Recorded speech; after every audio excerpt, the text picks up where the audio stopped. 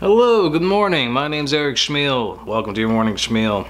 Today I want to talk to y'all about freedom. At some point in my life, I heard about this German idea of freedom.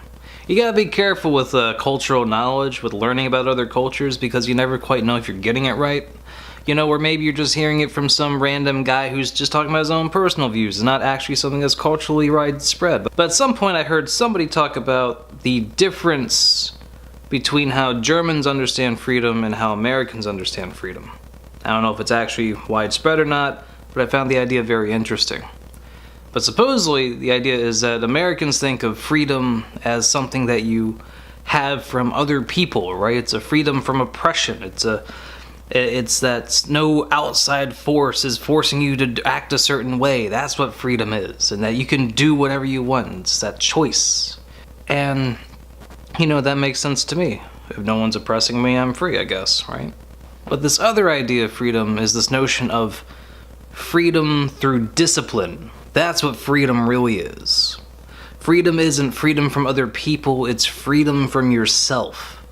It's freedom from your own slothfulness, from your own laziness, from your own pettiness, from all these negative impulses you have as a person, so that you can act the way you really want to be, so that you don't hold yourself back, that you are the real, I guess, oppressor of your soul. And I think this idea is steeped in old religious notions, old Christian ideas about sin and how every man is a sinner, and that I guess in a sense that we can only find our way to God or to heaven through a righteous self-discipline, and that we can free ourselves of the sin. I guess we don't free ourselves. I guess Jesus is supposed to free you, right? But I guess you have to earn his love in a sense, right? Or maybe you don't earn his love. Maybe he gives it to you, but by not being disciplined, it's a way of rejecting it. I don't know. But I think it has its roots in those kinds of ideas, most likely. And this idea, while I found odd at first, it's kind of grown and appealed to me a good deal over the years. Because that's what I've needed most in life, is freedom from my own laziness and my own slothfulness. I've always been an incredibly ambitious person. I've always wanted to do all these great things. I really have. And I've always failed on follow through. I never had the discipline to make it happen. Right? I would make these impossible schedules that are jam tight, right? With every second of every day, planned down to the minute of every day of what I'll be doing so I get all this stuff done in one day, and invariably I never stick to it. And I guess I feel like I've learned a lot about scheduling, and now it's more important to have a schedule you can actually do rather than a schedule you want to do, right?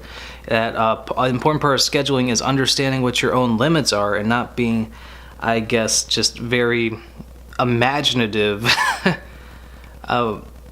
idealistic about what you can do the most in a single day. That's a better way to word that. Whatever. I've learned a lot, but I'm still not getting too much done. Anyways, this video is a attempt at exercising freedom through discipline, trying to shoot, edit, upload in 40 minutes before I have to go to work in the morning. It's something I need these days, honestly. I feel like one thing that's holding me back a lot in life right now in my current time is that I sleep too late. It seems like a mild thing, but like if you sleep till 11 and you don't start work till like 1 o'clock in the afternoon, you're not going to be done with work until like 9 o'clock at night. And that's, of course, if you have the discipline to make sure you sit there and you keep your nose to the grindstone that entire 9 hours. If you slack off a little bit somewhere, you got to make it up. So 9-hour workday could turn into an 11-hour workday or a 12-hour workday. And if you woke up at 11 a.m., that means you're not getting off work till nearly midnight. If you get off work at midnight, it's hard to go grocery shopping or, spend time with friends or sit down and make a video like this because it's bloody midnight and people are trying to sleep. And all that stems from the lack of discipline necessary to simply wake up at a good hour, to wake up at 6 a.m. like we did today, and to stay focused and not dawdle when making breakfast. Just crank that breakfast out, scarf it down, so you still got 40 minutes before 7:30 when you have to leave the house. And you can talk to a camera for 5 minutes and hopefully slam something out the door. I don't know. I feel like this might be a relatable idea. I feel like a lot of people probably wish they could do more with their lives than they have.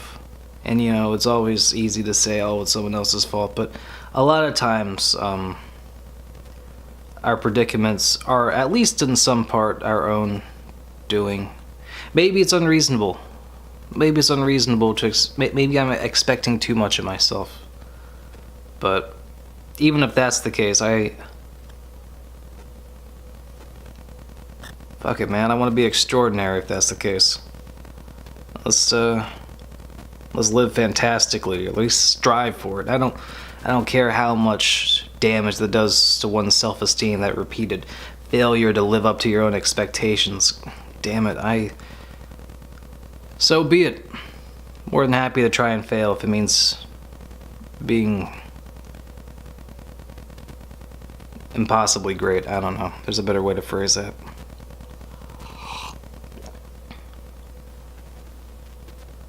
I want to be the best person I can be. I don't know what's inappropriate to expect from that, but I want to at least try. It's worth failing at. Have a good day.